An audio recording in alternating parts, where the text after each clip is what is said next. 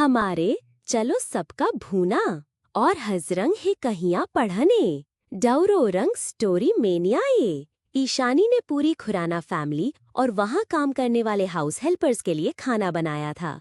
कहने को ये उसकी पहली रसोई की रस्म थी, लेकिन उसे परिवार का कोई भी सदस्य ईशानी को बहू के तौर पर नहीं देखता था। लंच हो जाने के बाद माया ने ईशानी को गिफ्ट के तौर पर कुछ पेपर्स दिए। सबको यही लग रहा था कि माया ने ईशानी को गिफ्ट में प्रॉपर्टी के पेपर दिए हैं, तो सब उसकी तरफ तिरछी निगाहों से देख रहे थे। वही रुद्राक्ष की कजन सिस्टर प्रथा के चेहरे पर हल्की मुस्कुराहट थी। वो ईशानी के लिए काफी खुश थी। तभी माया ने ईशानी को पेपर्स खोलकर देखने को कहा। जैसे ही ईशानी ने उन पेपर्स को पढ़ा, उसके चेहरे का रंग उड़ गया। माया ने ईशानी के उतरे हुए चेहरे को देखकर सिर हिलाकर कहा, कम ऑन, अब सबको बता भी दो कि मैंने तुम्हें गिफ्ट में क्या दिया है। जब तक तुम नहीं बताओगी, इन्हें अलग अलग तरह की गलत फहमी होती रहेगी। ईशानी ने गहरी सांस ली और फिर खुराना फैमिली के लोगों की तरफ देखा, जो सवालिया नजरों से उसी को देख रहे थे। ईशानी ने फिर माया की तरफ देखकर धीरे से कहा, ये सब क्या है?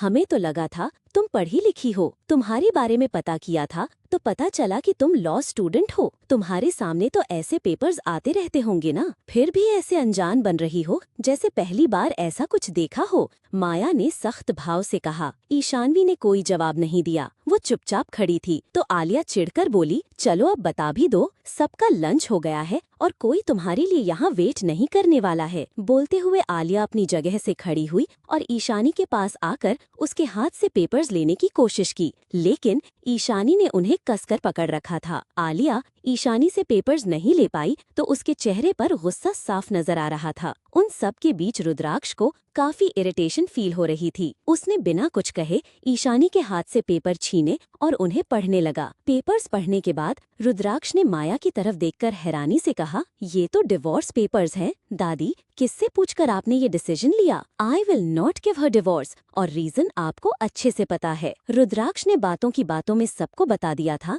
कि माया ने ईशानी को तोहफे में डाइवोर्स पेपर दिए हैं, जिसे सुनकर सबके चेहरे पर तिरछी मुस्कुराहट थी। कोई कुछ कहता उससे पहले आलिया ने मुस्कुराकर कहा, अच्छा, तभी मैं सोचूं तुम्हारे चेहरे का रंग कैसे उड़ गया। अभी तो तुम दोनों की शादी को 1 महीना भी पूरा नहीं हुआ और तुमने इस घर की बहू बनने का ख्वाब तक देख लिया। ज्यादा हवा में उड़ने की जरूरत नहीं है, ये तो एक दिन होना ही था। पता है ना, भाई ने मेरी वजह से तुमसे शादी की है। रुद्राक्ष ने आलिया की बातों को इग्नोर करते हुए माया से कहा, दादी, मुझे आपसे बात करनी है, स्पेशली इन डाइवोर्स पेपर्स के बारे में। हमारी पहले ही इस बारे में बात हो चुकी है, तो फिर ये सब करने का क्या मतलब हुआ? माया ने रुद्राक्ष की बात का जवाब देते हुए कहा, मतलब तो कुछ नहीं बनता है, पर याद है कुछ दिनों पहले मिस्टर मित्तल आए थे। तुमने पूरा मामला उन पर छोड़ा है, तो वो अपने तरीके से देख रहा है। पेपर्स पर साइन कर दो ताकि 6 महीने बाद जब राहुल सब कुछ ठीक कर दे तो तुम दोनों को जबरदस्ती एक साथ न रहना पड़े। बोलते हुए उन्होंने ईशानी की तरफ देखा और आगे कहा, तुम्हें भी तो इस शादी से प्रॉब्लम थी, फिर अब अचानक से तुम्हारे चेहरे का रंग कैसे उड़ गया? कहीं हमारे घर की शानो शौकत देखकर तुमने ये तो नहीं समझ लिया कि तुम यहाँ की बहू बनकर हमारे बीच रह पाओगी? उन सब की बातें सुनकर ईशानी का गुस्सा 7वें आसमान पर था, पर वो ज्यादा कुछ रिएक्ट नहीं कर रही थी। उसके हाथ की मुट्ठियां कसी हुई थी। ईशानी ने खुद को सख्त किया और माया की तरफ देखकर उसी अंदाज में कहा, मुझे रहना भी नहीं है, लाइए पेन दे दीजिए ताकि इस पर साइन कर दूं। ईशानी डाइवोर्स पेपर पर साइन करने के लिए तैयार हो गई थी। ये सुनने के बाद रुद्राक्ष के चेहरे के भाव सर्द होने लगे। उसने गुस्से में पेन निकालकर ईशानी की तरफ बढ़ाया। ईशानी ने तुरंत उस पर साइन कर दिए। उसके बाद माया ने पेपर रुद्राक्ष की तरफ बढ़ा दिया तो रुद्राक्ष ने भी उन पर साइन कर दिया था। ईशानी उसके बाद एक पल भी नहीं रुकी और तेज कदमों से चलते हुए लिफ्ट की तरफ बढ़ने लगी। रुद्राक्ष भी उसके पीछे आ रहा था और अब दोनों लिफ्ट में एक साथ चुपचाप खड़े फ्लोर पर पहुंचने का इंतजार कर रहे थे। जैसे ही ईशानी और रुद्राक्ष दोनों फ्लोर पर पहुंचे, ईशानी दौड़कर कमरे में जाने लगी, लेकिन तभी रुद्राक्ष ने उसका हाथ पकड़ा और उसे अपनी तरफ खींचते हुए उसकी आंखों में देखकर कहा, दूर जाना चाहती हो तुम मेरी कैद से? इतना आसान नहीं है ईशानी शर्मा, कितनी भी दूर चली जाओ, चैन से नहीं जीने दूंगा। हाँ, तुम इसके अलावा और कर भी क्या सकते हो? तुम्हारी फैमिली और तुम यही चाहते हो ना कि जैसे मेरी बहन ने सुसाइड की वैसे मैं भी खुद की जान ले लूं। ऐसा कभी नहीं होगा रुद्राक्ष खुराना। अब चाहे तुम मुझे कितना भी तोड़ दो, पर मैं ऋषुदी की तरह कमजोर नहीं हूँ। ईशानी ने गुस्से में जवाब दिया और फिर रुद्राक्ष को दूर धकेल दिया। वो सीधा वापस अपने कमरे में आ गई थी। रुद्राक्ष को ईशानी की आंखों में बगावत साफ दिखाई दे रही थी। उसे गुस्सा इस बात का आ रहा था कि आखिर ईशानी उससे दूर जाने के बारे में सोच भी कैसे सकती है। रुद्राक्ष ने गुस्से में दीवार पर पंच मारा। तुम कमजोर नहीं हो तो मैं तुम्हें कमजोर बनाऊंगा ईशानी शर्मा। आई बेट यू, जिस दिन तुम मुझसे अलग जाओगी उस दिन तुम्हारी आंखों में आंसू होंगे और मुझे तुम्हारे आंसुओं से कोई फर्क नहीं पड़ेगा। हर बार तकलीफ दी है तुमने मुझे, पहले मेरी फैमिली के खिलाफ वो सब करके, तो अब मेरे साथ खेल रही हो। रुद्राक्ष खुद से बोला और फिर ईशानी के पास बेडरूम में आया। रुद्राक्ष के आने तक ईशानी चेंज कर चुकी थी। ईशानी वैसे भी रुद्राक्ष की कोई भी बात सुनने को तैयार नहीं थी। वो सब कुछ इसका उल्टा कर रही थी तो रुद्राक्ष ने उसे कहा था। रुद्राक्ष ने उसे उसकी फैमिली के हिसाब से इंडियन कपड़े पहनने के लिए कहा था। उससे उल्टा ईशानी ने इस वक्त जानबूझकर रुद्राक्ष का सिर्फ शर्ट पहन रखा था। तुम्हारी हिम्मत कैसे हुई मेरे कपड़ों को हाथ लगाने की? रुद्राक्ष ईशानी को देखते ही बोला। ठीक वैसे ही मिस्टर खुराना जैसे आपकी हिम्मत हुई थी मुझे टच करने की। ये तो सिर्फ कपड़े ही हैं। वैसे भी आपको मेरे टच से भी प्रॉब्लम है। इस शर्ट को मैंने पहन दिया है तो आप इसे वापस वैसे भी नहीं पहनेंगे। इसे मेरे लिए छोड़ दीजिए। ईशानी ने बेपरवाही से जवाब दिया और फिर बेड की तरफ बढ़ते हुए बोली, मैंने इतना काम किया था, इस वजह से थक गई हूँ, थोड़ी देर रेस्ट करना है। जाते वक्त दरवाजा बंद कर दीजिएगा। ईशानी बेड पर जाकर आराम से लेट गई थी। I am not your servant और चुपचाप खड़ी होकर मेरे साथ ऑफिस में काम करो। मुझे कुछ इम्पोर्टेंट वर्क करना है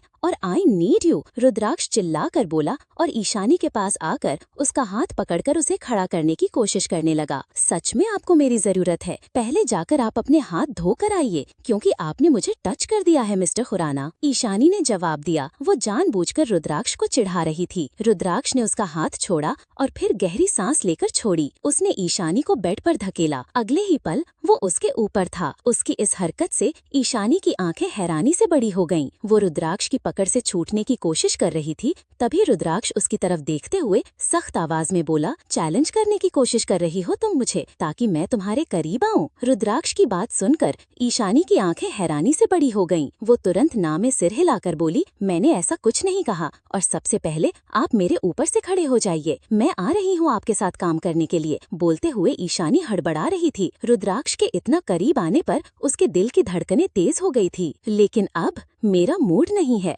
तुमने कहा था कि तुम्हें रेस्ट करना है तो तुम्हें अच्छे से रेस्ट करवाता हूँ, रुद्राक्ष ने तिरछा मुस्कुराते हुए कहा। उसका हाथ ईशानी की बैक पर जा रहा था। उसके ऐसा करने पर ईशानी के मुंह पर जैसे ताला लग गया हो। वो अपना पूरा जोर लगा रही थी कि रुद्राक्ष को खुद के ऊपर से हटा सके, पर सब व्यर्थ था। ईशानी का जब जोर नहीं चला तो वो रुद्राक्ष से गुस्से में बोली, नीचे तो आप डिवोर्स पेपर साइन करके आए हो और यहाँ आपको मेरे क्लोज आना है?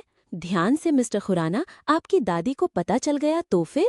ईशानी बोलते हुए जोर से चिल्लाई क्योंकि रुद्राक्ष ने उसकी नेक पर बाइट किया था। ये क्या हरकत है आपकी? पिछली बार मैं होश में नहीं थी तो आपका जो मन किया आपने कर लिया, पर इस बार मैं आपको कुछ नहीं करने दूंगी, ईशानी अपनी गर्दन सहलाते हुए बोली। अच्छा, तो तुम मुझे चैलेंज कर रही हो? रुद्राक्ष ने भौहें उठाकर कहा। ईशानी ने इस बार रुद्राक्ष की बात का कोई जवाब नहीं दिया। वो जो भी बोल रही थी वो सब कुछ उस पर उल्टा ही पड़ रहा था। ईशानी को चुप देखकर रुद्राक्ष ने कहा, let me clear one thing, नीचे पेपर्स पहले तुमने साइन किए थे, मैं दादी से बात करने वाला था। रुद्राक्ष का बिहेवियर देखकर ईशानी को सच में कई बार बहुत हैरानी होती थी। कभी तो वो उस पर इतना गुस्सा होता था कि उसे खुद को हाथ तक नहीं लगाने देता था, और उसका दूसरा रूप ये था कि वो ईशानी की केयर भी करता था और उसके आसपास भी रहना चाहता था। ईशानी ने गहरी सांस लेकर छोड़ी और रुद्राक्ष से कहा, ठीक है, आपको जो करना है आप कर सकते हो, पर उससे पहले आपको मेरे कुछ सवालों के जवाब देने होंगे। मेरे सामने कोई शर्त मत रखो। आई हेट दिस, रुद्राक्ष ने इरिटेट होकर कहा। अगर आपको मेरे सवालों के जवाब नहीं देने हैं तो मेरे ऊपर से भी खड़े हो जाइए। आपका सारा वेट मेरे ऊपर आ रहा है, कहीं ऐसा न हो कि कुछ देर बाद मेरी जान चली जाए। ईशानी ने जवाब दिया और फिर से रुद्राक्ष से दूर होने की कोशिश करने लगी। इस बार रुद्राक्ष ने अपने होंठ ईशानी के होठों पर रख दिए थे और उसे किस करने लगा था, तो ईशानी को दूर होने का मौका नहीं मिला। कुछ ही देर में ईशानी शांत हो चुकी थी। दिल ही दिल में वो रुद्राक्ष को पसंद करने लगी थी, तो अब वो उसे रेजिस्ट करने के बजाय उसका पूरा साथ दे रही थी। किसे पता था कि थोड़ी देर पहले जहां दोनों नीचे डिवोर्स पेपर से साइन करके आए थे, वहीं अब दोनों बेड पर थे और अपनी दुनिया में खोए हुए थे। ... आपका गैस बिल्कुल सही था। माया से और क्या उम्मीद की जा सकती है। वैसे इस बार गलती ईशानी की थी। रुद्राक्ष माया से बात कर लेता, लेकिन ईशानी ने गुस्से में पेपर साइन कर दिए। चलिए पढ़कर समीक्षा कर दीजिएगा। मिलते हैं अगले पार्ट पर। हमारे चलो सब्सक्राइब करो भूना और हजरांग हिंकाई पढ़ने डऊ रंग स्टोरी में नहीं आए। माया की जिद करने पर ईशानी और रुद्राक्ष दोनों को ही डाइवोर्स पेपर पर साइन करना पड़ा। पूरी फैमिली के सामने से दोनों ऐसे अचानक एक साथ ऊपर आए थे, जैसे ऊपर आने के बाद दोनों के बीच कितना ही बड़ा झगड़ा होने वाला है। लेकिन ऊपर का माहौल कुछ अलग ही था। रुद्राक्ष और ईशानी के बीच एक छोटी सी बहस हुई और उसके बाद दोनों बेड पर थे। दोपहर के लगभग 4 बजे के करीब रुद्राक्ष ईशानी के बगल में सोया हुआ था। दोनों ऊपर सीलिंग की तरफ देख रहे थे और उन दोनों के कपड़े इधर उधर फ्लोर पर बिखरे हुए थे। अचानक ईशानी ने रुद्राक्ष की तरफ देखकर कहा, हमारा डिवोर्स होने वाला है। ये आपने मेरे साथ ठीक नहीं किया मिस्टर खुराना। उसकी बात सुनकर रुद्राक्ष ने आईज रोल की और फिर ईशानी की तरफ देखते हुए कहा, हाँ तो कौन सा मैंने तुम्हें फोर्स किया था? तुम चाहती तो मुझे खुद से दूर कर सकती थी, पर तुम इक्वली एंजॉय कर रही थी। ईशानी ने उसकी बात सुनकर आंखें बड़ी की और जल्दी से ना में सिर हिलाकर कहा, देखिए आप मुझ पर ऐसे उल्टे सीधे इल्जाम मत लगाइए। वैसे भी आपकी बातें काफी कंफ्यूजिंग होती है। कभी आप मुझसे नफरत करते हो तो कभी इस तरह क्लोज आ जाते हो। कम से कम एक साइड बनाकर रखिए ताकि मुझे कंफ्यूजन ना हो। ईशानी लेटी हुई थी, तभी रुद्राक्ष ने अपनी एक कोहनी बेड पर टिकाई और ईशानी के ऊपर आते हुए उसकी आंखों में देखकर कहा, अच्छा तुम्हें मुझे लेकर क्या कंफ्यूजन हो रहा है? कहीं तुम्हें ये तो नहीं लगता कि मैं तुमसे प्यार करने लगा हूँ? अपनी बात कहकर रुद्राक्ष के चेहरे पर मुस्कुराहट थी और फिर अचानक ही अपने चेहरे के भाव गंभीर करके बोला, गलती से भी मत सोचना कि मुझे तुम जैसी लड़की से प्यार होगा। आप बार बार मेरे कैरेक्टर पर सवाल उठाते हैं। आपका कैरेक्टर क्या है मिस्टर खुराना? कभी खुद की तरफ देखा है? जब फिजिकल नीड होती है तब आप एक ऐसी लड़की के साथ बेड पर आ जाते हो जिससे आप सब नफरत करते हो। नॉर्मली तो आपको मेरा टच किया हुआ भी नहीं पसंद। और ईशानी गुस्से में कुछ भी बोले जा रही थी। इससे पहले उसकी बात पूरी होती, रुद्राक्ष ने अपने होंठ ईशानी के होठों पर रख दिए और उससे काफी ब्रूटली किस करने लगा। लगभग 5 मिनट बाद रुद्राक्ष ने ईशानी को छोड़ दिया था। फिर वो वहाँ से उठकर बाथरूम में चला गया। ईशानी अभी भी गुस्से में उसे जाते हुए देख रही थी। उसने खुद को ब्लैंकेट से कवर किया और उठकर बैठ रही। आई स्वेर, आगे से इसे अपने बिल्कुल पास नहीं आने दूंगी। मैं ही बेवकूफ हूँ जो न जाने इसके करीब आने से क्या हो जाता है मुझे। ईशानी ने मन ही मन बड़बड़ा कर कहा। रुद्राक्ष बाथरूम में था, इस वजह से उसने जल्दी से अपने कपड़े उठाए और पहन लिए। उसने अभी भी रुद्राक्ष का शर्ट पहन रखा था। ईशानी अपने बाल सही करने के लिए आईने के सामने आई तो उसने देखा उसके गर्दन और पैरों पर काफी सारे लव बाइट के निशान बने हुए थे। ईशानी ने गहरी सांस लेकर छोड़ी। मजबूरन उसे कपड़े चेंज करने के लिए वार्डरोब एरिया में आना ही पड़ा। ईशानी के क्लोजेट में इंडियन कपड़ों के अलावा और कुछ दिखाई नहीं दे रहा था, तो वो बाहर आकर रुद्राक्ष पर चिल्लाकर बोली, मुझे इस तरह के कपड़े नहीं पहनने और ना ही मुझे आदत है। सारे रूल्स रेगुलेशन मेरे लिए ही क्यों है? आपकी दोनों बहनें वेस्टर्न पहनती है। बहुत बार आपकी मॉम को भी मैंने वेस्टर्न पहने हुए देखा है। तो क्या बहू होने के सारे फर्ज मेरे ही हैं? ऐसे में आप सबके लिए एग्जिस्ट ही नहीं करती, पर परेशान करने की बारी आती है तो सबसे पहले मुझे टारगेट किया जाता है और आप लोग एक्सपेक्ट करते हो कि सारे रिश्ते नाते मैं ही निभाऊं। रुद्राक्ष बाथरूम में था तो ईशानी बाहर से अपनी भड़ास निभाल रही थी। रुद्राक्ष बाहर आया और सिर हिलाकर बोला, पहन तो रखा है तुमने मेरा शर्ट, इसमें प्रॉब्लम क्या है? बोलते हुए रुद्राक्ष की नजरें ईशानी की तरफ गई। उसके पैरों पर निशान देखकर वो समझ गया था। रुद्राक्ष चेहरे पर ईविल स्माइल थी जो ईशानी को और चिढ़ा रही थी। रुद्राक्ष ने गहरी सांस लेकर छोड़ी और बेपरवाही से कहा, अगर इन्हें कवर करने का इतना ही शौक है तो क्लोजेट एरिया में और भी कई कपड़े पड़े होंगे, जाकर उन्हें पहन लो। तुम्हारे पास 10 मिनट हैं। 10 मिनट बाद मुझे तुम अपने केबिन में चाहिए। बहुत टाइम वेस्ट कर लिया। हाँ तो मैंने किया है क्या टाइम टाइम वेस्ट, किसने कहा था वो सब करने के लिए? ईशानी ने चिल्लाकर जवाब दिया, पर रुद्राक्ष पर उसका कोई असर नहीं हुआ। वो वहाँ से चला गया। ईशानी उसके पीछे से पैर पटकते हुए बोली, न जाने इस इंसान की प्रॉब्लम क्या है, ये ठीक से बात क्यों नहीं करता है मुझसे, जैसे मैंने इसका कुछ बिगाड़ दिया। ईशानी बोलते हुए रुक गई। उसने कुछ पल रुककर कहा, हाँ ठीक है, मेरी वजह से उनकी फैमिली रेप्यूटेशन पर आंच आई होगी, लेकिन इसकी वजह से मेरी बहन की जान चली गई। इसे वो क्यों नहीं दिखाई देता?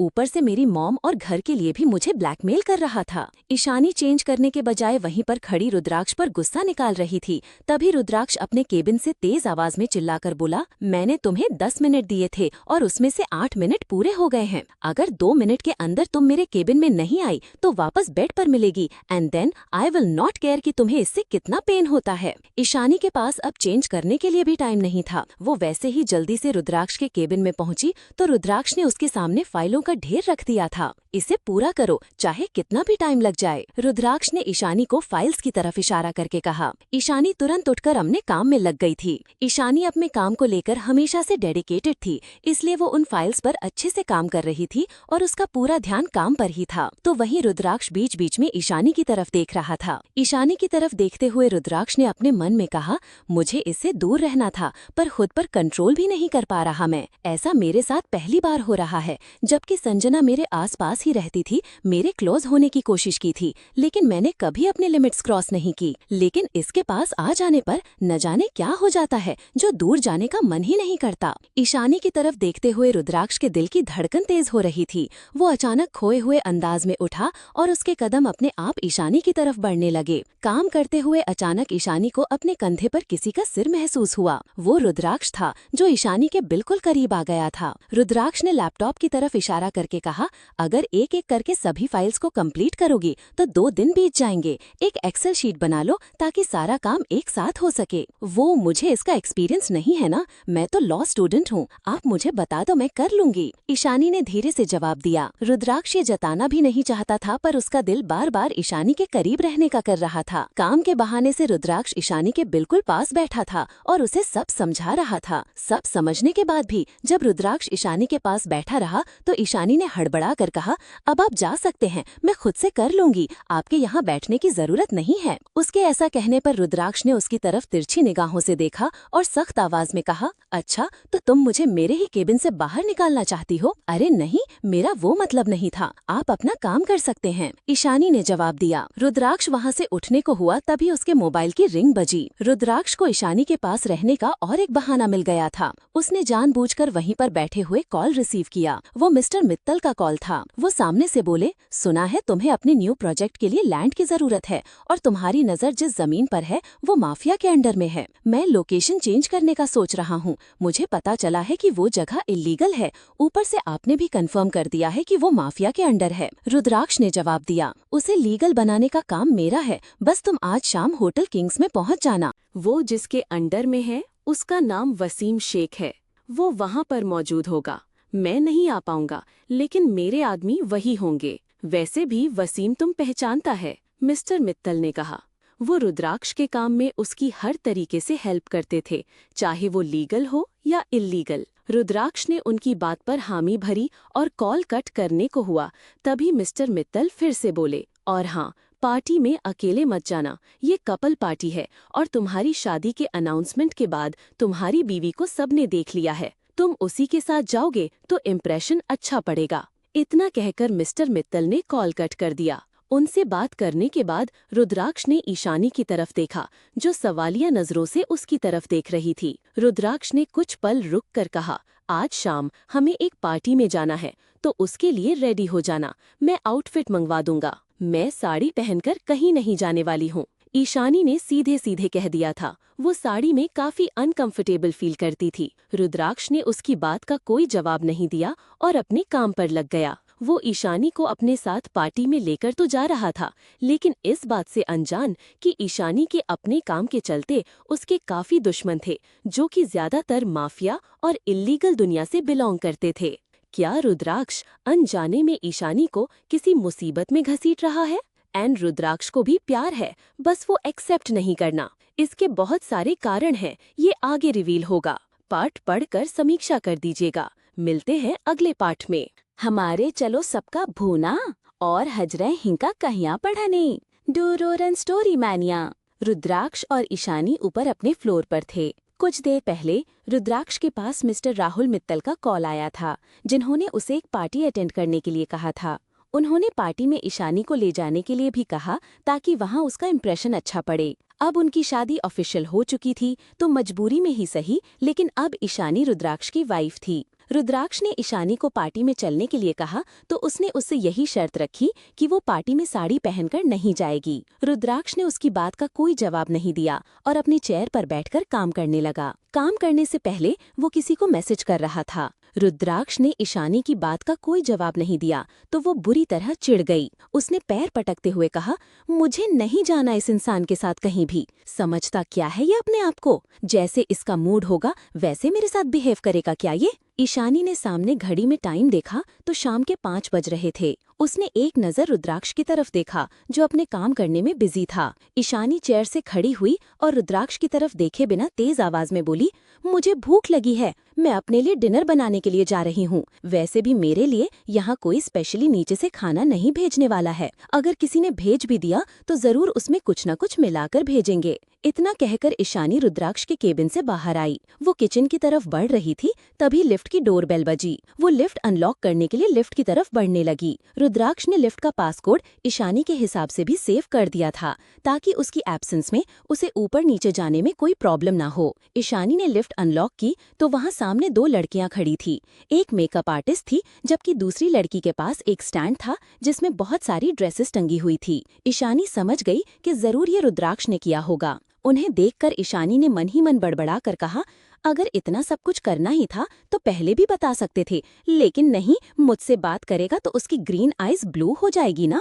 ईशानी अपने ख्यालों में खोई हुई थी, तभी उनमें से एक लड़की बोली, मैम आपको 2 घंटे बाद निकलना है, प्लीज ड्रेस डिसाइड कर लीजिए ताकि मैं आपको तैयार कर दूं। ईशानी ने उनकी बात पर हामी भरी। वो समझ नहीं पा रही थी कि उन्हें किस तरफ लेकर जाए। तभी रुद्राक्ष बाहर आया। उसने उन्हें देखते ही कहा, ग्रेस तुम ग्रीन रूम में लेकर जाओ जो आगे जाकर लेफ्ट में बना है, बाहर तुम्हें नाम दिख जाएगा। ग्रेस जो ड्रेस लेकर आई थी उस लड़की का नाम था। वो दूसरी लड़की को अपने साथ लेकर उस रूम में चली गई। उनके जाते ही रुद्राक्ष ने ईशानी की तरफ देखकर कहा, मुझे कोई ड्रामा नहीं चाहिए, तो चुपचाप अच्छे से तैयार हो जाना और पार्टी में चलना, ज्यादा बोल्ड ड्रेस नहीं होनी चाहिए। ईशानी ने रुद्राक्ष की तरफ देखकर मुंह बिगाड़ा और बिना कुछ बोले वहां से चली गई। वैसे भी आजकल रुद्राक्ष जो कह रहा था वो उसका उल्टा ही कर रही थी, तो अब भी उसे कहाँ रुद्राक्ष की सुननी थी। ईशानी ग्रीन रूम में आई। उसने देखा ग्रेस उसके लिए 4 से 5 ड्रेस लेकर आई थी। ईशानी उन्हें गौर से देखने लगी। काफी देखने के बाद ईशानी ने एक नेवी ब्लू कलर का गाउन सिलेक्ट किया था जो नीचे से किसी डिज्नी प्रिंसेस के गाउन की तरह पूरी फ्लेयर के साथ बनाया गया था और ऊपर से शोल्डर लेस था। उसका नेक स्वीट हार्ट नेकलाइन का था जो आगे से थोड़ा लो था और पीछे से बैकलेस था। ईशानी ने जो ड्रेस सिलेक्ट की थी उसे देखने के बाद ग्रेस ने धीरे से कहा, मैम आप कोई और ड्रेस सिलेक्ट कर लीजिए। एक्चुअली ये वाली मेरे साथ इसलिए आ गई क्योंकि आलिया मैम अपने नेक्स्ट इवेंट के लिए इसे पहनने वाली थी। इस घर में सिर्फ उन्हें ही इस तरह के कपड़े पहनने की इजाजत है क्योंकि वो ग्लैमर वर्ल्ड से बिलोंग करती है और वहाँ ये सब जरूरी होता है। दादी माँ ने आपको ऐसे कपड़ों में देखा तो वो गुस्सा करेंगी। मुझे यही पहनना है। अगर तुम्हें मुझे तैयार करना है तो करो, वरना अपने कपड़े उठाओ और यहाँ से चली जाओ। ईशानी ने हल्के गुस्से में जवाब दिया। उसे गुस्सा इस बात का आ रहा था कि अगर वही ड्रेस आलिया पहनती तो उनके घर वालों को कोई दिक्कत नहीं होती, लेकिन ईशानी के पहनने से उन्हें प्रॉब्लम हो रही थी। ग्रेस ने ईशानी को समझाते हुए कहा, मैम वो एक इंटरनेशनल इवेंट में जाने वाली है जिसके लिए उन्होंने ये एक्सक्लूसिवली डिजाइन करवाया था। उन्होंने आपको इस ड्रेस में देखा तो बेवजह हंगामा हो जाएगा। रुद्राक्ष सर अलग से गुस्सा करेंगे, प्लीज कुछ और सिलेक्ट कर लीजिए। इस बार ईशानी ने ग्रेस से कुछ नहीं कहा और वो सीधा बाहर जाने लगी। ईशानी धीमे कदमों से आगे बढ़ रही थी। ग्रेस के पास और कोई ऑप्शन नहीं था तो उसने गहरी सांस भरते हुए तेज आवाज में कहा, ठीक है आप ये पहन सकती है, लेकिन इसकी रिस्पॉन्सिबिलिटी आपकी होगी। मैं किसी को कोई एक्सप्लेन नहीं देने वाली और बात मेरी जॉब पर नहीं आनी चाहिए। ईशानी ने उसकी बात पर हामी भरी और एक नजर गाउन की तरफ देखा। उसने उसे देखते हुए अपने मन में कहा, मुझे कोई शौक नहीं है इस तरह की ड्रेस पहनने का या किसी चीज के लिए जिद करने का, लेकिन ये तुम्हारे लिए है आलिया। तुमने मेरी बहन की लाइफ स्पॉइल करने के लिए बहुत कुछ किया है, तो तुम्हारा एक इवेंट स्पॉइल करने के लिए मैं इतना तो कर ही सकती हूँ। रुद्र रुद्राक्ष और मेरे बीच में जो भी है वो हम दोनों के बीच रहेगा, लेकिन इतनी आसानी से तुम्हें चैन से नहीं रहने दूंगी मैं। ईशानी जल्दी से उसे लेकर बाथरूम में गई और कुछ ही देर में उसे पहनकर बाहर निकली। ग्रेस उसे देखकर हैरान रह गई। वो उसमें इतनी ज्यादा खूबसूरत लग रही थी मानो वो उसी के लिए बना हुआ हो। जैसा कि ईशानी कहा करती थी, ईशानी उनकी फैमिली में सबसे खूबसूरत लड़की थी। भले ही वो ज्यादा मेकअप ना करके किसी मॉडल की तरह ना रहती हो, लेकिन आज उस तरह के कपड़े पहनकर वो अलग ही दिख रही थी। ग्रेस ने उसे देखकर हल्की स्माइल दी। उसके बाद ईशानी मेकअप आर्टिस्ट के सामने आकर बैठ गई। उसने उसका मेकअप किया। गाउन के साथ मैच करने के लिए उसने ईशानी के बालों को कर्ल करके पीछे बन बना दिया था और आगे कुछ बाल निकले हुए थे। ज्वेलरी के नाम पर ईशानी ने हाथ में ब्रेसलेट और कानों में इयररिंग्स के अलावा और कुछ नहीं पहना था। लगभग 8 बजे के करीब ईशानी तैयार हो चुकी थी। उसे पहनने के लिए ग्रेस ने उसे मैचिंग हील्स दी। दूसरी तरफ रुद्राक्ष भी तैयार हो चुका था। ईशानी ने जब नेवी ब्लू ड्रेस सिलेक्ट की तो रुद्राक्ष ने भी उस मैच करता हुआ नेवी ब्लू कलर का कस्टम मेड सूट पहना हुआ था। ईशानी को तैयार करने के बाद मेकअप आर्टिस्ट और ग्रेस वहां से चली गई। उनके जाते ही ईशानी अपने गाउन को संभालते हुए बाहर आ रही थी। उसने धीरे से बड़बड़ाकर कहा, हद यार, ये कितना बड़ा है। मैंने इसे पहन तो लिया पर अब ये मुझे संभाला नहीं जा रहा। ऐसे लग रहा है जैसे अभी गिर जाऊंगी। ईशानी खुद को संभालते हुए नीचे की तरफ देखकर चल रही थी, तभी सामने से रुद्राक्ष आया। उसने ईशानी को देखा तो उसकी नजरें उस पर जाकर ठहर गई। आगे से नेक लो होने की वजह से ईशानी की क्लीवेज दिख रही थी। रुद्राक्ष की नजर उस तरफ गई तो उसके चेहरे के भाव सर्द हो गए। वो ईशानी के पास गया। वहीं आगे बढ़ते हुए ईशानी अपने गाउन में उलझकर गिरने वाली ही थी कि रुद्राक्ष ने उसे थाम लिया। उसके हाथ ईशानी की कमर पर थे। तब उसे महसूस हुआ कि वो गाउन पीछे से भी बैकलेस था। रुद्राक्ष ने गहरी सांस लेकर छोड़ी और अपने गुस्से को काबू करके कहा, अभी के अभी तुम ये ड्रेस चेंज करके आओगी तभी मैं तुम्हें पार्टी में लेकर जाऊंगा। और क्या पहना है ये तुमने? ऐसा लग रहा है जैसे दुनिया जहाँ का कपड़ा नीचे लगा दिया, तभी पीछे और आगे लगाने के लिए कपड़ा कम पड़ गया हो। ईशानी ने आंखें छोटी करके रुद्राक्ष की तरफ देखा और कहा, अच्छा तो आप भी उन आदमियों की तरह हो जो अपनी पत्नी और बहनों में भेदभाव करते हैं। आपकी बहन पहनने वाली थी ये गाउन, तब आपको कोई प्रॉब्लम नहीं था। मैंने पहन लिया तो इसमें कपड़ा कम ज्यादा कर रहे हो। साफ साफ बोलो ना, आपको बर्दाश्त नहीं हो रहा कि कोई आपकी बहन से ज्यादा खूबसूरत कैसे लग सकता है? रुद्राक्ष हैरानी से आंखें बड़ी करके ईशानी की बातें सुन रहा था। उसने सिर हिलाकर कहा, देखो मुझे फर्क नहीं पड़ता कि ये कौन पहनने वाला था या कहाँ पहनने वाला था। तुम इसे अभी जाकर चेंज करने वाली हो। इन कपड़ों में मैं तुम्हें अपने साथ नहीं लेकर जाऊंगा। हाँ ठीक है, तो मत लेकर जाइए ना, मैं चेंज कर लेती हूँ। वहाँ बैठे बैठे मेरी कमर में दर्द होने लगा। अब मेरा खाना बनाने का मन नहीं कर रहा है। जाने से पहले मेरे लिए कुछ ऑर्डर कर देना, क्योंकि आपकी फैमिली तो इतनी अजीब है कि मुझे खाना तक नहीं दे सकती। इतना कहकर ईशानी वापस चेंज करने के लिए उस कमरे की तरफ जाने लगी। तभी रुद्राक्ष ने उसे खींचकर अपने करीब कर लिया। रुद्राक्ष के लिए ईशानी को उस पार्टी में लेकर जाना बहुत जरूरी था। उसने आईज रोल करके धीमी आवाज में कहा, ठीक है, तुम मेरे साथ चल सकती हो, लेकिन हम उस पार्टी में ज्यादा देर तक नहीं रुकेंगे। तुम अपने बालों को खोल कर रखोगी और मेरे अलावा किसी और के पास नहीं जाओगी। बोलते हुए रुद्राक्ष का हाथ ईशानी के पीछे उसके बाल खोलने के लिए जा रहा था। तभी ईशानी 2 कदम पीछे हट गई। उसने सिर हिलाकर कहा, खबरदार जो आप मेरी हेयर स्टाइल खराब करने की कोशिश की, इसके चक्कर में तो मेरी पूरी गर्दन अकड़ गई। पता है, पूरे 1.5 घंटे लगे थे इसे बनाने में, और ये कितनी अच्छी लग रही है। आपको मुझे ऐसे इसी हाल में लेकर जाना है तो चलिए, वरना मैं नहीं जाने वाली आपके साथ। रुद्राक्ष ईशानी को पार्टी में उसी तरह ले जाने के लिए तैयार हो गया। इससे ईशानी इतना तो समझ गई थी कि रुद्राक्ष का उसे ले जाना जरूरी है। वो इस बात का बखूबी फायदा उठा रही थी। मजबूरी में रुद्राक्ष को हामी भरनी ही पड़ी। उसने मन ही मन कहा, मिस्टर शेख से डील फाइनल करने के बाद वापस आ जाऊंगा। कैसे समझाऊं इस लड़की को, ये जिस पार्टी में जा रही है वो कोई नॉर्मल पार्टी नहीं है। वहाँ आने वाले लोग नॉर्मल नहीं है। वो लेडीज को सिर्फ और सिर्फ एक ही नजरों से देखते हैं, और वो लस्ट से। रुद्राक्ष ने ईशानी का हाथ पकड़ा और उसे लिफ्ट की तरफ ले जाते हुए बोला, अपनी जिद में आकर इसे पहन तो लिया है, लेकिन अब इसे अच्छे से संभाल भी लेना। मैं पार्टी में तुम्हें गिरने से नहीं बचाने वाला हूँ। ठीक है, मत बचाइएगा। कौन सा लोग मुझे वहाँ जानते हैं, वो तो यही कहेंगे ना। रुद्राक्ष खुराना की वाइफ भरी पार्टी में अपनी ड्रेस में उलझकर गिर गई और उन्होंने ध्यान तक नहीं दिया। ईशानी ने हल्का सा मुस्कुराकर कहा। उसकी बात सुनकर रुद्राक्ष के चेहरे पर भी स्माइल थी, पर एक इरिटेशन वाली स्माइल। जब भी रुद्राक्ष ईशानी से बदला लेने की बात भूल जाता था, तब उससे काफी अच्छे से बिहेव करता था। आखिर दिल ही दिल में वो उसे पसंद जो करता था। लिफ्ट से जैसे ही ईशानी और रुद्राक्ष बाहर निकले, आलिया की नजर ईशानी की पहनी हुई ड्रेस पर गई तो वो उसे देखकर जोर से चिल्लाई। रुद्राक्ष इस बात से अनजान था कि आलिया के इवेंट के लिए डिजाइन की हुई ड्रेस ईशानी ने जानबूझकर पहनी है। वो हैरानी से आलिया की तरफ देख रहा था तो वहीं ईशानी के चेहरे पर तिरछी मुस्कुराहट थी। आखिर वो जो चाहती थी वो हो जो गया था, आलिया को परेशान करना। क्या लगता है आलिया ईशानी को पार्टी में उस ड्रेस के साथ जाने देगी या पूरा हंगामा करेगी? लेट्स सी पार्टी में क्या होता है। बाकी ईशानी भी कम नहीं है। हमारे चलो सबका कर भूना और हजरे हिंकैया पढ़ाने डौरम स्टोरी मैनियाए। ईशानी ने जानबूझकर पहनने के लिए आलिया के इवेंट के लिए डिजाइन की हुई ड्रेस को चुना।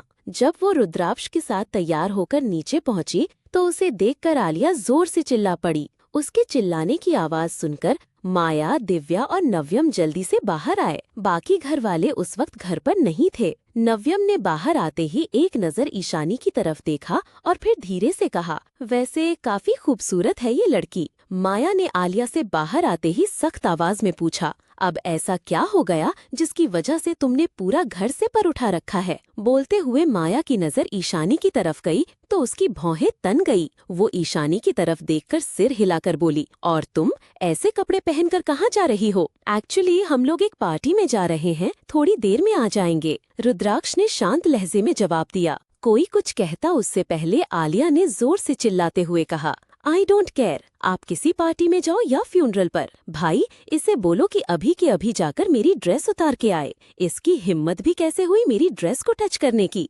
दादी, मैंने ये लंदन में होने वाले एक इवेंट के लिए डिजाइन करवाया था।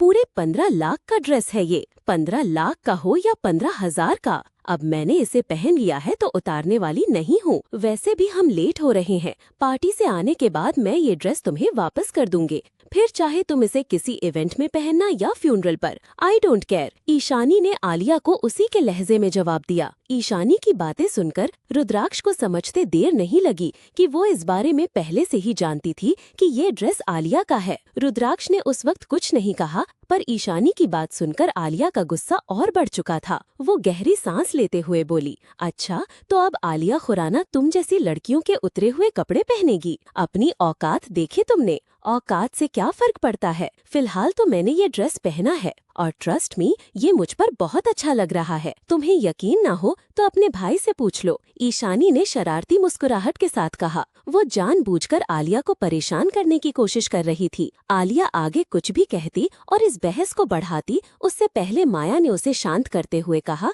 तुम अपने लिए दूसरी ड्रेस डिजाइन करवा लेना, वैसे भी हमें पैसों की कमी नहीं है। बोलते हुए माया ने ईशानी की तरफ देखकर कहा, और तुम ऐसे ड्रेस पहनकर किसी भी पार्टी में नहीं जा सकती हो। जाकर साड़ी पहन कर आओ या कुछ और। वेस्टर्न पहनना भी है तो सलीके का होना चाहिए। रुद्राक्ष ने बीच में बोलते हुए कहा, दादी मुझे लेट हो रही है और वेट करने का टाइम नहीं है। पार्टी में जाना जरूरी है तो आप अपने लिए रिस्ट्रिक्शंस बाद में लगाते रहना। We are getting late, excuse me. बोलते हुए उसने ईशानी का हाथ पकड़ा और उसे बाहर ले जाने लगा। आलिया की माँ दिव्या इस मामले में बिना कुछ बोले शांति से सब सुन रही थी। उनके जाते ही दिव्या ने माया की तरफ देखकर कहा, आपको उसकी आंखों में कुछ दिखाई नहीं दिया क्या? वो उस लड़की को पसंद करता है और देखा उसने सबके सामने कैसे उसका फेवर लिया। तभी हमने तुम्हें कहा था रुद्राक्ष पर खास ध्यान रखो। और ये आलिया एक छोटी सी ड्रेस के लिए इतना चिल्ला पड़ी। आगे से इस घर में हमारी परमिशन के बिना कोई रुद्राक्ष से कुछ नहीं कहेगा। इतना कहने के बाद माया वापस अपने कमरे में चली गई। दिव्या भी उसके पीछे गई ताकि उससे इस मामले में आगे बात कर सके। आलिया और नव्यम ही अब वहाँ पर बचे थे। आलिया ने नव्यम की तरफ देखा और मुंह बनाकर कहा, मैंने देखा तुम किस तरह उसे ताड़ रहे थे। किसी तरह की उम्मीदें मत लगा लेना। भाई से डिवोर्स के बाद उसे यहाँ से जाना होगा। तुमने मुझे लूज कैरेक्टर समझा है क्या, जो अपनी भाभी के साथ फ्लर्ट करने की कोशिश करूंगा मैं? बस उसे देखा था, वो काफी खूबसूरत लग रही थी। To be very honest, she is really very beautiful और तुमसे ज्यादा वो ड्रेस उस पर अच्छा लग रहा था। अपनी आदत के मुताबिक नव्यम ने बात बात को बिना घुमाए फिराए सीधे सीधे कहा और फिर वहाँ से चला गया। उसकी बात सुनकर आलिया और चिढ़ गई। वो पैर पटकते हुए बोली, हाउ डेयर ही, ये और खूबसूरत, ये तो इसने मेकअप लगा रखा था, इस वजह से थोड़ी ठीक लग रही थी, वरना बिल्कुल अपनी बहन की तरह, बंदरिया की तरह दिखती है, जो हाई सोसाइटी में खुद को फिट करने की कोशिश करती है। इसे ये ड्रेस कैरी करना कभी नहीं आएगा। कल की ब्रेकिंग न्यूज यही बनने वाली है कि रुद्राक्ष खुराना की वाइफ भरी पार्टी में अपनी ही ड्रेस में उलझकर गिर गई। आलिया को ईशानी पर गुस्सा तो बहुत आ रहा था, पर उसका कोई बस नहीं चल रहा था। वो वापस अपने कमरे में चली गई। वैसे भी उसने कुछ वक्त इंडस्ट्री से दूर रहने का सोचा था और इस टाइम में वो खुद को रिलैक्स करना चाहती थी, ना कि इस तरह गुस्से में रहकर और टेंशन लेना। दूसरी तरफ रुद्राक्ष और ईशानी गाड़ी में थे। ईशानी के चेहरे पर हल्की जेन्युइन स्माइल थी, जो रुद्राक्ष ने काफी कम मौकों पर देखी होगी। रुद्राक्ष ने गाड़ी के बीच का पार्टीशन लगाया और फिर ईशानी की तरफ देखकर पूछा, तुमने जानबूझकर किया ना ये? तुम्हें अच्छे से पता था ये ड्रेस आलिया की है, फिर भी तुमने इसे ही पहना। हाँ, एक कारण ये भी है, पर मैंने ये ड्रेस इसलिए पहना क्योंकि तुम्हारी उस ग्रेस ने कहा था कि इस तरह के कपड़े पहनना इस घर की बहू को अलाउ नहीं है। मुझे कोई नहीं रोक सकता है, मेरा जो मन करेगा मैं वो पहनकर घूमूंगी, ईशानी ने जिद में आकर कहा। ईशानी का इस तरह बच्चों की तरह जिद करना न जाने क्यों रुद्राक्ष के दिल को बहुत भाता था। एक तो वो उम्र में भी उससे काफी कम थी। उसकी एज में तो रुद्राक्ष ने अपनी पढ़ाई और खुद को ट्रेंड करने के अलावा और किसी चीज पर ध्यान नहीं दिया। उसे ऐसा लग रहा था कि वो ईशानी के अंदर खुद को जी रहा है, जिसमें जिद और अपने हिसाब से जिंदगी जीने की चाहत है। ईशानी ने देखा रुद्राक्ष ने उसकी बात का कोई जवाब नहीं दिया है। वो गौर से उसकी तरफ देख रही थी। रुद्राक्ष ने भी उससे ट्विनिंग करते हुए नेवी ब्लू सूट पहना था, जिसमें वो बहुत हैंडसम लग रहा था। ईशानी ने तुरंत अपना चेहरा दूसरी तरफ कर लिया और मन ही मन बोली, देखा जाए तो मुझे इससे नफरत करनी चाहिए। इसने मेरी आंखों के सामने एक आखिरी सबूत, जिसके जरिए मैं दीकी को इंसाफ दिला सकती थी, उसे जला दिया। जबरदस्ती मुझसे शादी की, यहाँ ले आया और ना जाने क्या कुछ नहीं कर रहा, फिर भी क्यों ये मुझे अच्छा लगने लगा है। कभी कभी ऐसा फील होता है कि सामने से न सही लेकिन ये मुझे प्रोटेक्ट कर रहा है। ईशानी अपने ख्यालों में खोई हुई थी। वो वेन्यू तक आ चुके थे, फिर भी उसने कोई रिएक्शन नहीं दिया तो रुद्राक्ष ने उसकी थाई पर हाथ रखकर कहा, कहाँ खोई हुई हो, हम पहुँच गए हैं। रुद्राक्ष के छूने पर ईशानी का ध्यान टूटा तो वो हड़बड़ा कर उसे देखने लगी। उसने जल्दी से रुद्राक्ष का हाथ दूर किया और कहा, चलो ना अंदर चलते हैं। हाँ ठीक है, लेकिन वहाँ कुछ भी खाना पीना मत, रुद्राक्ष ने उसे अवेयर करते हुए कहा। ड्राइवर ने उन दोनों के लिए दरवाजा खोला। अंदर जाते हुए रुद्राक्ष का हाथ ईशानी के कमर पर था। जैसे ही वो दोनों अंदर पहुँचे, ईशानी वहाँ का नजारा देखकर हैरान रह गई। वो एक शानदार पार्टी थी। ऐसा नहीं था कि वो पहले उस तरह की पार्टी में नहीं गई थी। ये पार्टी उसे कुछ जानी पहचानी सी लग रही थी, जहाँ शराब महक चारों तरफ फैली थी। वहाँ हर कोई पार्टनर एक्सचेंज करके उनके साथ डांस कर रहा था। तो ईशानी ने उसे देखते ही कहा, ऐसा लग रहा है जैसे किसी माफिया की पार्टी में आ गए हैं, जहाँ हर गलत चीज भी सही होती है। उधर देखो, वो लड़की थोड़ी देर पहले उस बूढ़े आदमी के साथ थी और अब उसे दूसरे आदमी के साथ खड़ी होकर उसे किस कर रही है। क्या बकवास पार्टी है। बड़ा एक्सपीरियंस है तुम्हें तो, लगता है पहले भी इस तरह की किसी जगह पर गई हो। वैसे तुम्हें बता दूं कि ये एक माफिया पार्टी ही है। रुद्राक्ष ने ईशानी के कान के पास आकर धीरे से कहा तो ईशानी की आंखें बड़ी हो गई। उसके एक्सप्रेशन देखकर रुद्राक्ष बोला, ऐसे रिएक्ट मत करो, सारे वेस्टर्न कंट्री से ही नहीं है ये, बहुत से लोग इंडियन भी हैं, तो तुम यहाँ अनकंफर्टेबल फील नहीं करोगी। पहले बता देते तो मैं इस तरह की जगह पर नहीं आती, ईशानी ने जबरदस्ती मुस्कुरा कर कहा।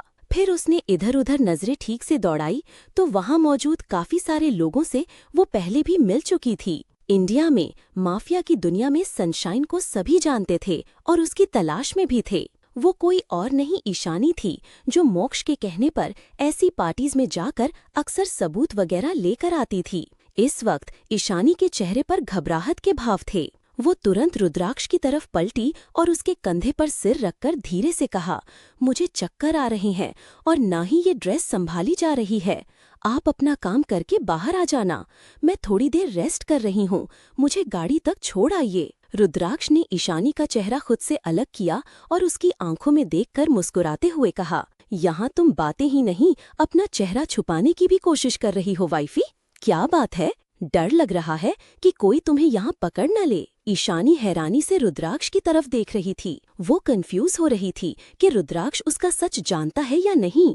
तभी रुद्राक्ष ने उसका हाथ पकड़कर उसे आगे ले जाते हुए कहा, हर बार मेकअप आपके चेहरे को नहीं छुपा सकता है। चलो एक चांस लेकर देखते हैं कि यहाँ मौजूद कितने लोग तुम्हें पहचान पाते हैं। रुद्राक्ष जानबूझकर ईशानी को उन सब के बीच मुसीबत में लेकर जा रहा था। ईशानी अपने कदम नहीं बढ़ा रही थी तो रुद्राक्ष ने उसकी कमर पर हाथ रखकर उसे दबाते हुए जबरदस्ती आगे ले जाने लगा। वहाँ मौजूद लोग ईशानी को और रुद्राक्ष को देख रहे थे। उनकी नजरों से साफ पता जाहिर हो रहा था कि वो ईशानी को पहचान नहीं पा रहे हैं। काफी देर तक रुद्राक्ष ईशानी को लेकर पूरी पार्टी में घूमता रहा और काफी लोगों से भी मिला, लेकिन किसी के बर्ताव से ऐसा महसूस नहीं हुआ कि वो ईशानी को जानता है। कॉन्ग्रेचुलेशंस वाइफी, यहाँ तुम्हें किसी ने नहीं पहचाना, पर जरूरी नहीं कि तुम ज्यादा देर तक इन लोगों से बच पाओगी। चलो अब मैं अपना काम कर लेता हूँ। हमें शेख से मिलना है ताकि उसे मैं प्रॉपर्टी के बारे में बात कर सकूं।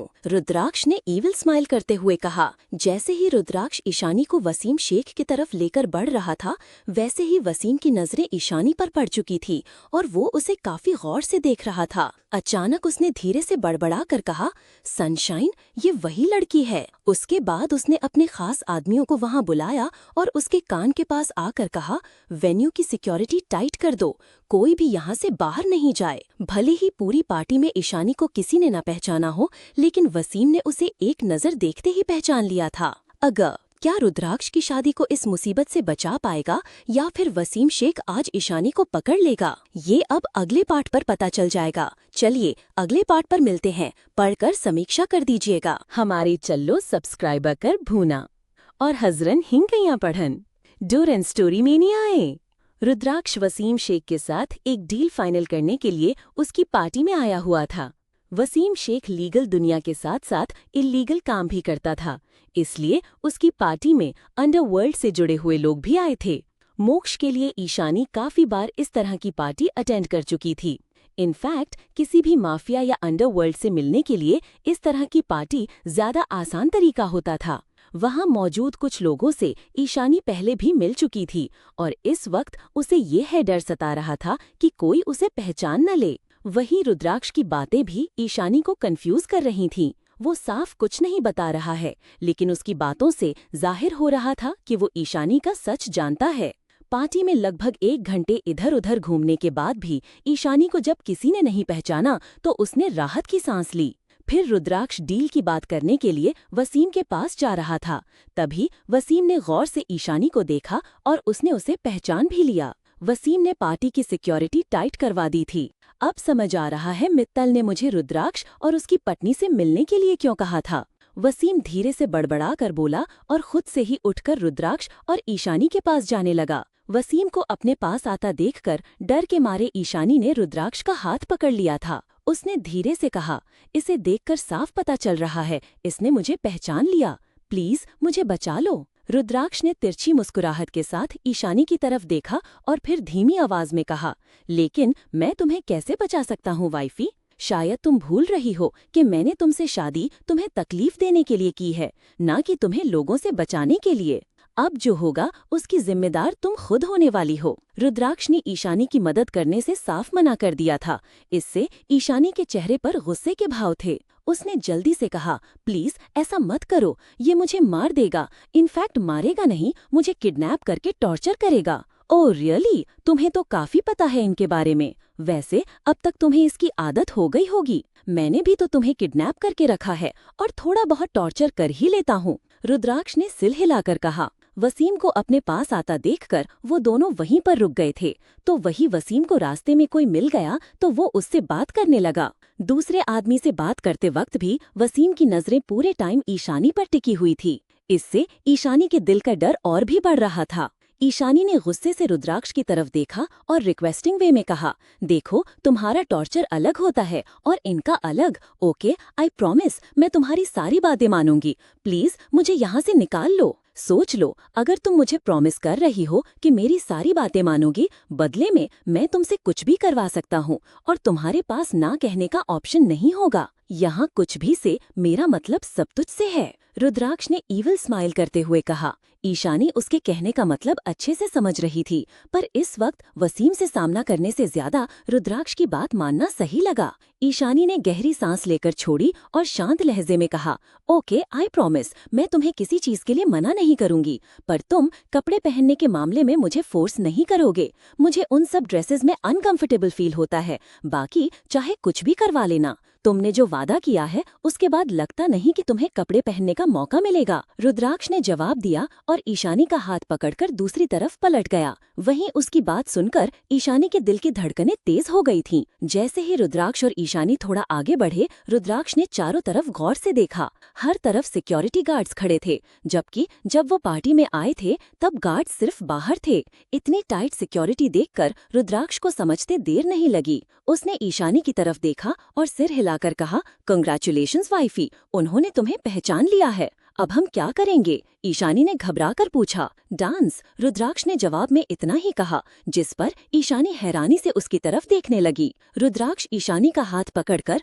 उसे डांस फ्लोर पर लेकर गया और एक रोमांटिक म्यूजिक प्ले करने का इशारा किया। उसकी इस हरकत पर ईशानी अपना गुस्सा दबाते हुए बोली, ये क्या कर रहे हो तुम? सेंटर में क्यों लेकर आए हो? इससे तो उसका ध्यान हमारे ऊपर टिक जाएगा। यही तो मैं चाहता हूँ कि वो बस हमें ही देखें। अब चुपचाप कोऑपरेट करो, क्योंकि थोड़ी देर पहले तुमने प्रॉमिस किया था कि तुम मेरी हर बात मानोगी। रुद्राक्ष ने जवाब दिया और फिर जबरदस्ती ईशानी का हाथ अपने कंधे पर रख दिया। मैंने बात मानने के लिए कहा था, लेकिन तब जब तुम मेरी जान बचाओगे। यहाँ तो तुम जान बचाना कम, मुझे मरवाने के प्लान बनाकर बैठे हो। सच सच बताओ, तुम्हें पहले से पता था ना? ईशानी गुस्से में बोले जा रही थी। तभी रुद्राक्ष ने उसकी बैक पर हाथ रखकर अपनी उंगलियों को सिडक्टिव वे में घुमाया तो वो चुप हो गई। उसकी नजरें नीचे हो गई थीं। रुद्राक्ष और ईशानी के साथ एक दो कपल और डांस फ्लोर पर थे और फिर एक रोमांटिक नंबर प्ले हुआ। रुद्राक्ष ने ईशानी की आंखों में देखते हुए सिंक किया, देखा तैनू पहली पहली बार वे, होने लगा दिल बेकरार वे, रब्बा मैनू की हो गया, दिल जानिए मैं तेरा ही हो गया। हो तेरे आगे पीछे घूमे सोनिया, जदों तेरे हथ चुम्मे सोनिया, मीठा मीठा जी हो गया, दिल जानिए हाय मैनू की हो गया। रुद्राक्ष डांस करते हुए ईशानी के चेहरे में खो गया था। उसे लग रहा था कि वो अपने दिल की बात उससे कह रहा हो। वही ईशानी का हाल भी कुछ ऐसा ही था। रुद्राक्ष के इतना करीब आने पर कुछ पल के लिए वो भूल गई थी कि यहाँ बात उसकी जान पर आ गई है। रुद्राक्ष ने ईशानी को कमर से लिफ्ट किया और उसे वापस से अपने करीब लाकर उसकी आंखों में देखते हुए कहा, मैं दिल तेरे कदम च रखा ढोलना, मैं तेरे आगे अखियां नचक्का ढोलना, जे तेरे ते रब विच तक्कना पावे ते, फिर मैं तैनू ही तक्का ढोलना, तू जदों तेरी जुल्फां नू खोलिया, मेरे कोलो गया नहीं जे बोलिया, मेरी तू कमी हो गया, दिल जानिए ऐ मैनू की हो गया। रुद्राक्ष और ईशानी जब इतना क्लोज होकर डांस कर रहे थे तब वसीम ने अपनी नजरें कुछ पल के लिए दूसरी तरफ कर ली थी। वो जानता था कि म्यूजिक पूरा होने से पहले रुद्राक्ष और ईशानी फ्लोर छोड़कर नहीं जाएंगे, तो वही बीच डांस में रुद्राक्ष ने ईशानी का हाथ पकड़ा और उसे डांस फ्लोर से नीचे ले आया। ईशानी उसकी आंखों में खोई हुई थी तो उसे एहसास भी नहीं हुआ कि अचानक क्या हुआ।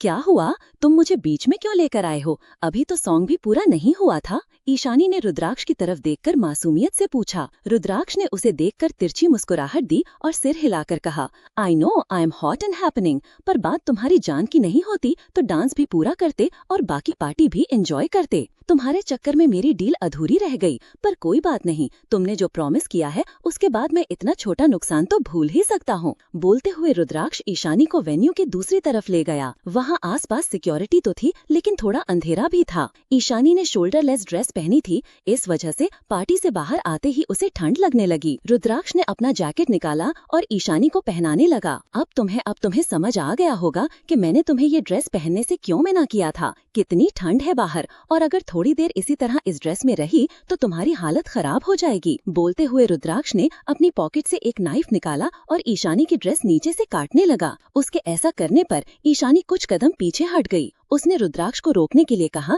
ये आलिया की ड्रेस है। भले ही उसने कुछ देर के लिए हंगामा करके छोड़ दिया हो, पर उसे पता चला कि ये ड्रेस इस तरह खराब हो गई तो वो मेरा जीना मुश्किल कर देगी, और आप अपनी बहन को अच्छे से जानते हो। रुद्राक्ष ने ईशानी की बात का कोई जवाब नहीं दिया। उसने ईशानी की ड्रेस को काटकर घुटनों से भी ऊपर तक का कर दिया था। फिर उसने ईशानी के बाल खोले और उसका हाथ पकड़कर कहा, बस सीधे चलते जाना है, कोई रोकने की कोशिश करे तब भी नहीं रुकना।